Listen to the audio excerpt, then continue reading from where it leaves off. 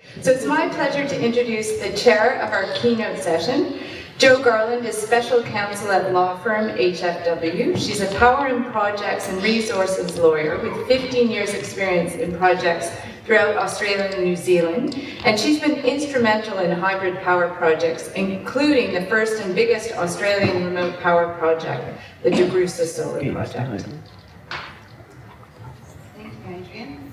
Very excited to hear from our wonderful panel today. Renewables in mining. We're going to look at drivers, milestones and challenges. And I'd like to invite our panel to introduce themselves. Perhaps Katie, you'd like to start? Yeah, happy to. Katie Humes, currently the General Manager of Transformation and Readiness at Minerals. So our function is to think long term, so we're looking at a 5 to 10 year window and trying to think about how we're going to get to mining in a new age industry as opposed to the way we mine today. Michael Scotton, I'm the Manager for Energy Strategy within Rio Tinto. I sit beside our growth and innovation part of our group, so very much taking a group perspective and also looking at those strategic issues around energy, the threats and the opportunities. I might also note that for our company, our emissions, 95% of them come from our use of energy. So anything that we're doing in energy is ultimately going to be also talking to our decarbonisation strategy. Yeah, thanks. Ian Holden, I'm the Vice President of Australian Operations for Kirkland Lake Gold. For those who may not have heard of Kirkland Lake Gold, that's fine. They're a Canadian-based company, head office in Toronto, operations in Ontario, which I'll actually talk about in terms of battery electric vehicles in particular. In Australia, we have the Fosterville Gold Mine in Victoria, near Bendigo, and an advanced exploration project in the Northern Territory. So stepping across multiple jurisdictions, and I'll be talking through that as well. Morning, everyone. My name is Kirsten Rose, and I am BHP's Head of Low Emissions Technology, and pretty much ditto what Katie said about her role. So our role is to really look in the long term for BHP, 5+ years, and look at how issues around sustainability can transform mining. As Michael said, energy and emissions are a proxy for one another. We focus on emissions, but that means we do a lot of work in energy. Increasingly, too, our portfolio is taking in other issues and other technologies around water and other emissions like dust and some emerging technologies and tailings. And that's a recognition of the fact that energy binds all of these things together, and sustainability and emissions. Thank you. I think we're certainly going to have some interesting discussions this morning. So our first question is, what are the main energy concerns for mining leaders, and how are these reflected at a corporate level? And perhaps, Michael, you'd like to kick us off on that one? Yeah, sure. I guess there's no surprises. It comes back to the energy trilemma for us in terms of those key concerns. Historically, I guess the focus has always been around the cost and the security of supply, and the balance between those two depends upon the operation. Smelters require large amounts of low-cost firm electricity. We have other operations which are remote, and the big issue for us is about the priority is given to getting the critical product out the door, and that generally takes precedence.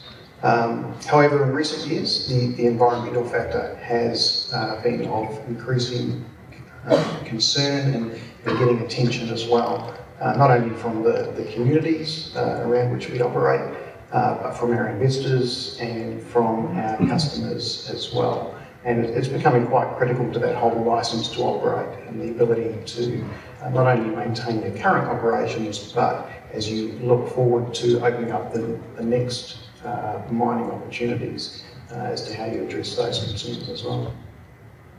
And Kirsten, your perspective on main energy concerns and reflection at a corporate level? Yeah, I mean, it's always a challenge to come up with new and exciting things to say that haven't already been said. It is absolutely, as Michael said, about that trilemma. I think I can't overstate the increasing pressure that we're getting from communities and investors to really start walking the talk in terms of environmental action. And that's translating through certainly at BHP in a lot of corporate level, I guess, initiatives and areas of focus. And that's certainly started with our climate change strategy. We work really closely with our climate change teams and look at climate risk management. And then that translates through to the organization in a series of quite substantial public targets in health, safety, environment, and community. We look at our portfolio through a climate lens. We do a lot of advocacy and engagement. The list goes on in terms of how we sort of are beginning to address this in a much more integrated way, including looking at how to put some of these things into our capital allocation process. Great. And Ian, anything you'd like to add? Yeah, I guess just, it is horses for us with operations in different jurisdictions, but to echo the point, our focus has been on really cost and reliability. We are seeing that increasing pressure as well from communities and investors on the third part of that leg, and that's sustainability. It's really important. I'll give you a little bit of colour on some of the key considerations. With Fosterville in Victoria, reliability is a critical aspect. It's a BIOS plant, so bacterial oxidation, even relatively short interruptions to power supply can cause the bacteria to lose activity for extended periods, and it can be a week to 2 weeks.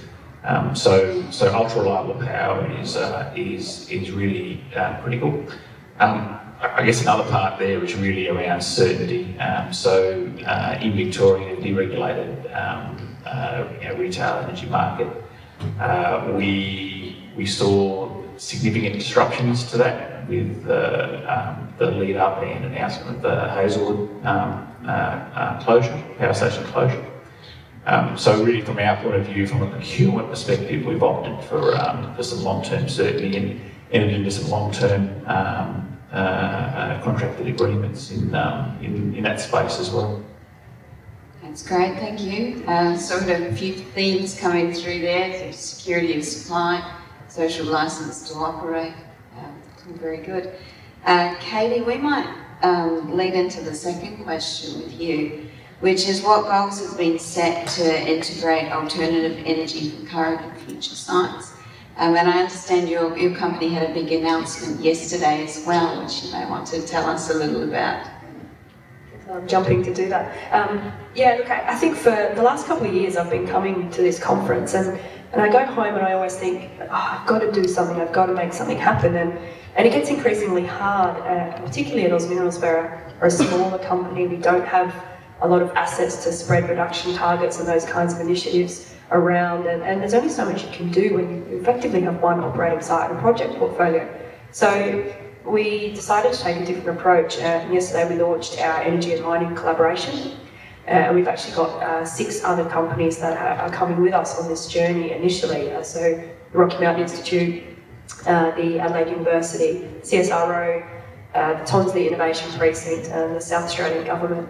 And it's a really exciting initiative, and it's actually not closed. It's day one and it's open, and I'm hoping lots of people come and want to join this with us. What we're going to do is build a hybrid energy plant at our Carrapateena site in South Australia, and hopefully tap into the enormous amount of expertise that South Australia's developed in low emissions technology as a result of being an early transition state, and look at actually how we can rethink mining as opposed to rethink how do we create renewable energy and tap it into our profile. How do we actually rethink the value chain? How do we rethink the opportunities? And we're all asking the same questions, so why not just ask it together? And we really hope people come and join and want to test some things with us on this plant. I think that's a fantastic collaborative initiative. I understand it's open invite subject to wearing your PPE gear. always safety first in this industry. There is, but what is actually really exciting, and obviously I don't want to steal, I'll geek out on this all day. We've got 2 days, so we will. But the key today, we don't talk about it a lot, is digitalisation and the role of data in unpacking the future of energy. And we're going to have a smart controller as a key component of this, and the team at Sunshift are looking at what that looks like now. So part of this will be about an open data platform to actually start to interrogate data profiles, value driver trees, any of those kinds of things that will help us find out where our real pinch points are and tackle things in a different way. Thank you. And does anyone else from the panel want to make a comment on goals, or we can move on to the next question? Just like to comment that Rio Tinto, we're in the process at the moment of evaluating what our post-2020 goals are. We have a long-term ambition, as I think every company does, around that decarbonisation. The challenging thing for us is taking that next step now and sort of what are those medium-term goals, sort of around that 2025, 2030 timeframe. So we've committed, or our chairman has committed, to come to the markets and to our investors next year and tell them about that ambition. And that's going to set a real platform, I think, for us going forward, as well as about how we start to make that transformation with our energy and our carbon emissions. I think it is all about long-term thinking and kind of setting the scene now to have a cleaner energy future. And that leads us in to our next question, which are what opportunities have been identified to reduce diesel, gas and control energy costs?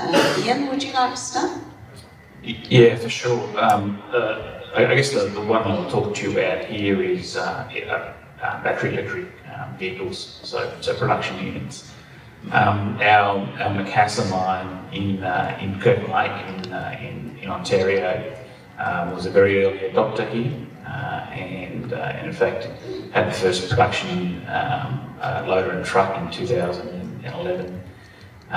It was really driven by a burning platform, and that's ventilation constraints. It's a deep mine. It's a shaft access only.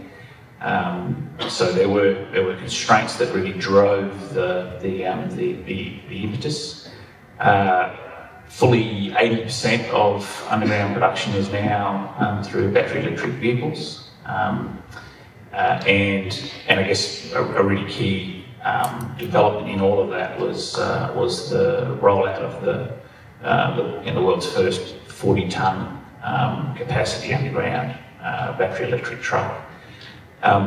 Interesting journey there. So as a company, we of course approached the OEMs, which I won't single out, and talk to them about timelines. And the timelines didn't work from our perspective at all. So we actually partnered with Artisan Vehicles in California, battery manufacturer, and essentially built a new truck from the ground up. Now, any of those sort of initiatives or R&D come with their teething issues. I'll be clear about that. But it's in operation, and other units have come since. It's a genuine case of disrupting and accelerating the market, and that's been recognised because Sandy acquired Artisan in January this year to accelerate their own journey. So I think that's really important. The other point I would say here, though, for our Australian market is scale. And as a broad generalisation, Canadian operations with shaft access have different equipment requirements than Australia, where we develop a decline and we truck haul for forever. So scale's important, and it's coming, and I think Kirkland Lake's played a role in accelerating that as well. That's great. And one of the questions in my mind on that is, What do the charging stations look like for these vehicles? Do you have a lot of infrastructure in site to deal with that? Yeah, so it's been a key initiative. So originally it was essentially fixed stations where units would have to go in, physically have the battery moved. It's now essentially mobile, so and automated. So the battery is removed, replaced, and essentially you have 3 in cycle. So one on the unit, one cooling, and one charging. So that part of the cycle has significantly improved. Okay. And Kirsten, I understand there's also been some work done on diesel displacement. Yeah, absolutely. We're looking at that, as I think everyone else is, very hard. For BHP, a huge, over 35% of our greenhouse gas emissions as a group are from diesel, and the vast majority of that is used in material movement. So we don't have diesel for power generation, very, very limited amounts of it. So it all comes back to that. When you layer on the fact, which you all heard me say last year, that BHP is largely a grid-connected miner, which is a different strategy for reducing those emissions. It really, a lot of our focus for that decarbonisation trajectory that Michael talked about comes back to diesel, and how we reinvent our value chains and how we gradually displace that diesel off our mine sites. And so we're looking, as everyone else is, at how to electrify our sites, which is, we're learning, is highly site-specific, and will involve a multitude of technologies, not just one, as Darren said, that all come back to electrification. So we're getting much, much more focused in what we're looking at and how we think we need to do it, but the detailed plans are still in evolution. Okay. And let's have a look at how mines are investing in or assessing renewables and what has been learned so far. Quite an open question, but Katie, did you want to kick off? Yeah, look, I think this is a really interesting question, and it comes back to where you're at in the project development cycle as to what you can do about this. And we talk about decarbonisation, which is often about what we're doing with our existing operations. And I mentioned that Oz has a heavy project portfolio. And so we've got 2 rather large projects here in Australia that we're working through, one here in Western Australia, a very remote operation, our West Musgrave project with Cassini Resources, and we've also got a large expansion for the Carrapateena project we're looking at, as well as our operations and projects in Brazil. And yet each of them are unique, but at the moment it is a challenge for the team to find a way to justify fully electric fleets, fully renewable assets, in terms of taking them forwards. And we continue to run the ruler over the cost estimates, and we keep trying to find opportunities, but it's really hard. And you find yourself increasingly backed into a corner where society's expectations are that it's able to be done now, and maybe the practicalities of where the equipment suppliers are at, where the actual generation capabilities are, isn't there, and comes back to how much risk are you willing to take when you're building a new site. I think we've got a lot to talk about in this space about how we're going to actually accelerate this dialogue to actually stop building mines that need to be decarbonised and rather build mines going forwards that don't have that problem. I don't know what the answer is to that. That's a really good question. So how do we stop building mines that need to be decarbonised? Anyone on the panel want to make a comment related to that? I mean, just to echo that point, it is a challenge. If we look at our operations in Australia, fossils grid connected, we actually have a transmission line passing through the mining lease. There's embedded investment. With the Northern Territory, clearly we've got an opportunity there to develop something from the ground up. The challenge is really timelines and having enough certainty in front of you. Underground gold mines with relatively short mine lives can be challenging to justify that sort of investment. So I echo the challenge. I think also part of that challenge as well is it's not just about at finding an energy technical solution. It's the whole mining value chain, and you need to start involving the mine planners from the outset about how they're going to structure the pit. Look at it through an energy lens rather than just how they have historically looked at in terms of just shifting material out of a hole in the ground, putting it somewhere as quickly as they can. So I think there's an aspect around that, but certainly that challenge of decarbonising mines sort of comes back to, I guess, the issue we have with brownfields or our existing operations is you sink a lot of money into those assets, and that infrastructure, once it's there, it is there for 15 plus years. And so a big part of our efforts as well, it's not just about bringing renewables in, but still maintaining that focus on the energy efficiency, repowering with more efficient diesel engines when the opportunity arises. So that's also a critical part of that transition pathway until we see the hydrogen trucks or the electric trucks come to market and emerge. Okay, and Kirsten, when we were speaking earlier, you mentioned at this point in time there's a lot of big questions, but not necessarily all of them have answers. Do you want to elaborate slightly on that? Big questions that don't all have answers. So you'll have to remind me, Joe, the context that I said that. It definitely sounds like something I would say. I guess I, like Katie, was reflecting on sitting up here again this year and thinking, I feel often like we haven't done as much as I would like to have done in the last year, but there is a lot going on sort of behind the scenes. And so congratulations on you being able to announce your collaboration, Katie. I think that's fantastic. And I also think it gives real meat to the word collaboration, because we've been talking about it a lot. What does it really mean? I think having that kind of open innovation platform is phenomenal, so thank you for doing that. We do have things going on, and I think specifically relative to the question around integrating renewable energy into sites.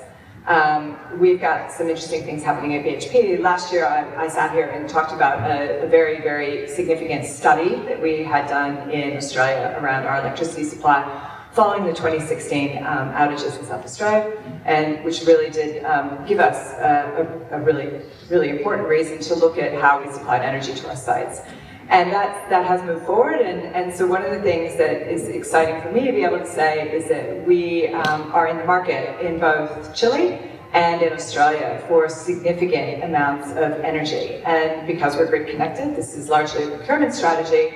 But to give you a sense of scale, our Chilean tender is for 6 terawatt hours of energy, which is approximately 7% of Chilean consumption. So that's a lot. And in Australia, we're in the market for 300 megawatts of NEM-connected electricity. And so the ability to use BHP's purchasing power in that way is significant, and we fully expect, these are technology agnostic tenders, by the way, so we've gone out to say, bring us your best. We've encouraged innovation, we've encouraged people to bring value to the table, and so we're really interested to see what happens. We fully expect there will be a significant renewable component to that, and that for us can be game-changing in terms of our decarbonization trajectory, and hopefully game-changing in some ways for the renewable energy industry, because it'll provide that incentive, it'll provide that demand. So that's exciting. That's an exciting step forward for us. We're obviously also looking at other opportunities to integrate renewables in operations, for example, in Western Australia, where we do self-generate, which is the only place we really do that. So there's some exciting things happening, I think, that will flow through to the industry. That's all good to hear. And moving on to one of the other central questions, it's often around cost benefit. But there's also other advantages as well of investing in new energy solutions. So I think we'll probably hear a bit about cost later on, but perhaps we spend a moment looking at what are the other advantages. So Michael, would you like to start? Yeah, we've got a couple of examples in our operations. So we operate a diamond mine in the Arctic Circle, Diavik. Their logistics pathway for materials over the ice roads, you might see the TV programs, they have a 2-month window, which year on year is getting shorter and shorter for getting materials in. And so that was part of their, one of their key drivers for putting in 9 megawatts of wind there, because the opportunity to reduce their diesel logistics pathway over that tenuous route was very valuable. I think the other area that we've recently seen some real benefit is with our Kennecott copper mine in the United States, where we operated some rather old coal-fired power stations. We've recently closed the last one of those down. We're now taking our electricity 100% from the grid, and one of the key drivers for that has been an air quality issue in the area. I might add that given we're the biggest industry in that area, we tend to get the finger pointed at us, and they've got lots of science which says it's not us. But nevertheless, you get that reputation benefit in terms of that positive action that you've taken, and there was obviously a cost opportunity there for us as well. So air quality and logistics have been other advantages. Okay, and any other comments from the panel? Yeah, just my end, and I guess a pretty obvious one, but battery electric vehicles by definition don't produce diesel particulate material, so there's a significant safety benefit to that. It goes a little further than that actually in terms of reduction in noise and heat generation, so there's a clear safety benefit to that as well. So can I just say a couple of other things too. I think we're not alone in this by any means, but we're starting to explore some of the other interplays. I think certainly all the things that you guys described are really important value drivers for us: health, safety, particulate, noise, reduced maintenance risk. All those things are things we need to mop up and capture in this case we're making. But we're also starting to look at the interplay of things like automation and electrification. So we know that those two things are synergistic, and we happen to work on the same floor as the automation and robotics engineers, and they often, kind of will actually stop by our desk and say, could you guys please hurry up and electrify this, because we would far rather automate something that's electric than an internal combustion engine. And that's just anecdotal, but we know there are synergies there. We know these two things should go together, and we can capture value there. So that's one thing we're starting to look at a little bit more. And the other is, what does mining look like when you've got when you have the potential for abundant, very low or no cost marginal energy, or marginal cost of energy. And that allows you to unconstrain your thinking, we think, and do things differently, look at the value chain very differently. And that's where it is important to start looking at things like the interplay with water, dust, tailings. So these things all can take energy or decrease energy. And so fixing one can have unintended consequences on the other. So looking at that as a system, I think, assuming that we're going to be able to move to much, much lower cost, much greener electricity, which is, clearly we've got a lot of work to do there too, but that's the world we see. And so what does that mean for mining? What does that mean for our value chains? How can we move and capture that value as quickly as possible? That's exactly the reason why we wanted to put this collaboration together, because once we start unpacking this, we don't know what we're going to find. And how do we find that quickly and move on to the next piece? So I think it's a really exciting turning point for the industry if we start looking at this as a complete package. Definitely a good point to look at it as a system and all the issues within that system to get to your end goal. So we might move now to look at, obviously we don't want to have a detailed discussion on carbon policy or lack thereof, but perhaps your perception on how the investment community is viewing the Australian market, and if you've seen any impact of that. Perhaps. Let me get it started off. So look, investors' interest in decarbonisation has been a big driver for us in recent years. We've been the subject of a couple of shareholder resolutions which have been supported to varying degrees. But it has certainly elevated the level of discussion and at that sort of exco and that board level for us around the importance of decarbonisation and ultimately what we're going to do about it in the energy space. So more so perhaps than policy, which has been absent in some of the jurisdictions that we operate. So that's one aspect that we've sort of been seeing a pressure point on.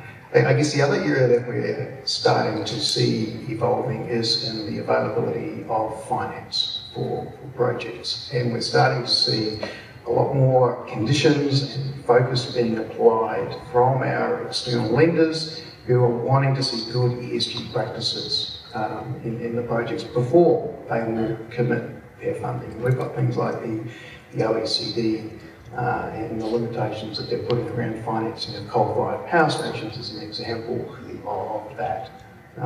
But there are also just the more general interest. We work with EBRD, World Bank and some of our projects, and they have a very keen focus on decarbonisation and that energy sort of look for our projects. Thank you. So perhaps we'll move on, and Ian, you might want to take the lead on this one. So what continues to make renewable energy a tough sell for mining leaders internally? Yeah, I think, and again, Katie touched on it really well before. Yeah, it's really around the challenging economics. It absolutely depends upon where you're at in your project cycle, where you stand with already committed and invested capital, or where you see clear opportunities for new project startup. So it is a challenge, and in the absence of a burning platform, which was the Macassar example, then that can be really difficult leverage. I think I'll go a little bit further here because I think it's a really interesting mix that we see here on the panel, where the critical mass that a BHP and a Rio Tinto have in approaching these things is different than some of the other parts of the industry, and from a Kirkland Lake perspective, similar to us. What it reflects is that we've got a relatively fragmented industry, and collaboration is an easy word to throw out there, but what a great example of collaboration was just spoken about. So there are opportunities, and that's where other parts of the industry can move down this path. We don't get the same pressure from investors in terms of decarbonisation, but it's coming. We can see it starts at the biggest companies and it flows through. So we know the path that we have to go down, but I think there's a few aspects to that, but that would be my take on it. Any other comment? Yeah, I have a comment about what makes it a tough sell. And if it's not cost competitive, that's a challenge. There's no question. And I don't mean to minimize the relevance of the economic conversation. It's huge, but I also have really become convicted that we in this room have a huge responsibility for education. Because I think part of the tough sell with our mining leaders is that this is not core business for them. They might be in the business of mining energy, but they aren't necessarily in the business of energy for their operations. And they're certainly, most of them, not in the business of greenhouse gas or carbon counting or decarbonization. And they aren't watching Bloomberg New Energy Finance, and they are not, glued to the industry journals and the renewable energy websites that many of us in this room are. So they don't know. They don't know what has happened to the cost curves in solar PV and battery storage. They don't know what's happening in terms of hybridization of energy systems. They just don't have that information. And so sometimes I think we assume that they do, because it's the world we live in. And so I think we've done a fair amount of, I think my team is starting to do more and more and more outreach and education, and we're doing one-on-ones, and we're doing lunch and learns for the business, and we're getting out in the business and talking about this.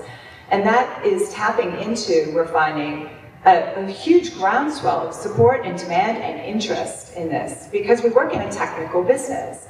People enjoy learning technical things. And so I think that is part of what will help us get over this tough sell, is if we can be really generous with our knowledge and our information and help people kind of bring them with us on this journey. And don't assume that they necessarily know what's happened in this industry and what the opportunities are. So I know that's probably telling everybody how to suck eggs, but I think it's an valued aspect of what we all need to be doing in our day-to-day jobs. Right, well, a lot of nods from the panel. Any further comment on that before we go out to our audience for Q&A? The only thing I'd add is I actually think that calls to the heart of how we as mining companies are structured and operate. And we talk about wanting to collaborate externally, but we're also not doing great internally. We're a siloed organisation, siloed assets. Just even the concept is still relatively new of mining and metallurgy teams working together, so the plant and the mine, and we just need to continue to have those conversations and challenge the status quo, I think. Okay, well, thank you so much. Over to the audience, if you've got a question, would you put up your hand and someone can bring round a mic or throw you one?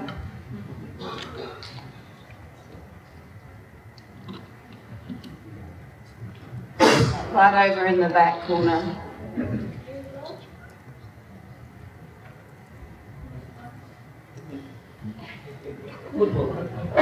Okay, thank you. My name is Arnold van Nerk. I'm the responsible of the workshops. So I want to make a question about the Kirsten. You talk about education, and that's very interesting. And I also would like to thank you to BHP when I was making a visit to Escondida, and there were a lot of people really interested about energy storage and so on. So my question is, in general for all of you, don't you think that mining companies need to increase training about renewables and mining in operation and in planning? And which department should coordinate these capacitation programs about climate mining and renewables?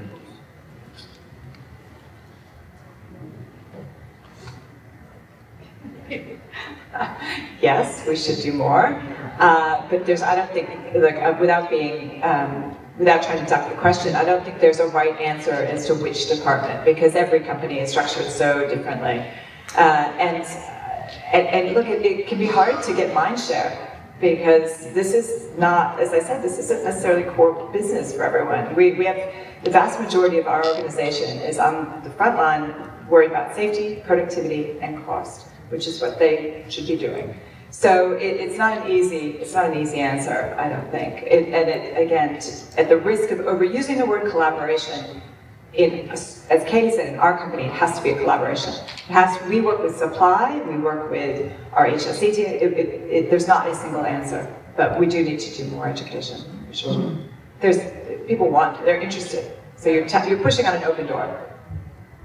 If we go back, I don't know, make it up 10 years ago or so, we used to say that the safety role was the role of the safety officer.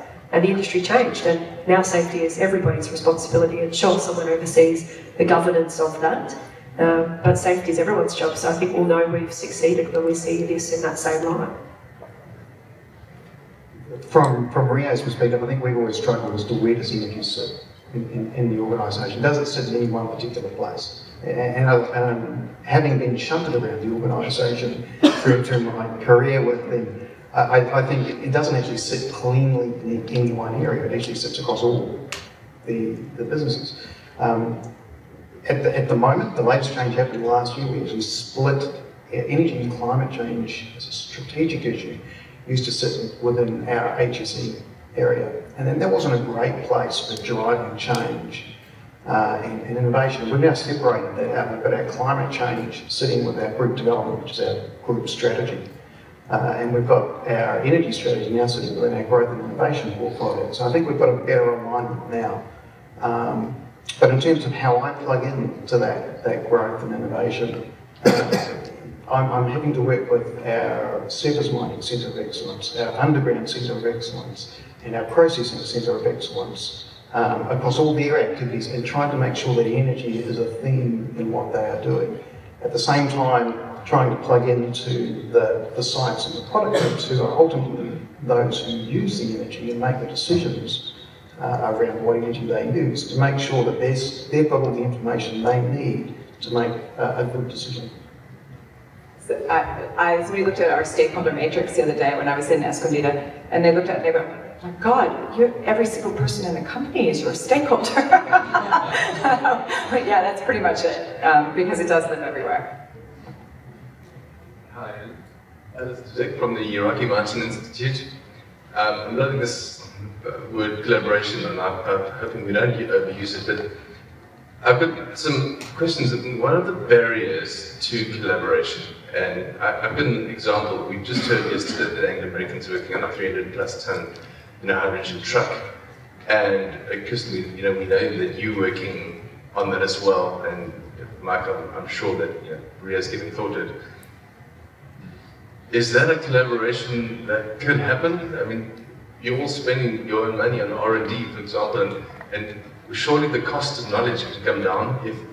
So the question is, what are those barriers to collaboration, and how can we help break them down and open up the space? I might step into that one from my end. I think so the barriers are clear. It's commercially confidence material. It's putting dollars to the investment that you're putting in a competitive environment. I think we could throw it the other way though and say, when do we reach a point where the benefits to collaboration outweigh the costs and the risks? And this is particularly so in a fragmented industry. So for the smaller to medium players, you can rapidly get to a point where a well-structured collaboration outweighs those risks, because you wouldn't be able to do it otherwise. And I think that's a way to look at it as well. And also, I think other sectors are really good at this. We look at pharmaceuticals or the automation sector, the automobile sector. They do it. Big companies collaborate. I just think we're dipping our toe in the water and learning what is open innovation, what is open source, where does IP really need to sit, what risk are we really carrying. These are all systemic issues that they've worked through and come out the other side of, and in turn have created new markets and new business products and new opportunities. I think we have a road in front of us to break down and challenge those old paradigms around this. I personally don't think they're real, but I think there's a way through that if we sit around together and find them. I'm not saying it's going to be easy, but I think there is an opportunity to do that, and it will impact the bottom line in a positive way if we do it properly. And the industry is, you could say the industry is under threat. So that's going to drive this collaboration. And I'm not trying to be draconian about this, but we've all talked about license to operate. We recognize our communities and our investors are looking at our industry, and as an industry, very differently. Some of us might be bearing the brunt of it early, but as you said, it's coming for everyone. That's I'm only new to mining, but this feels very new as a threat to the tailings. These things are existential threats to our industry. So that is going to, over time, drive different behaviors in this industry. We're starting to see that already, and I think, as Katie said, you don't want to be doing something because you're in a defensive position. However, I think there's upside to having to collaborate, and I think we'll see the benefits of that soon. Okay, one more question.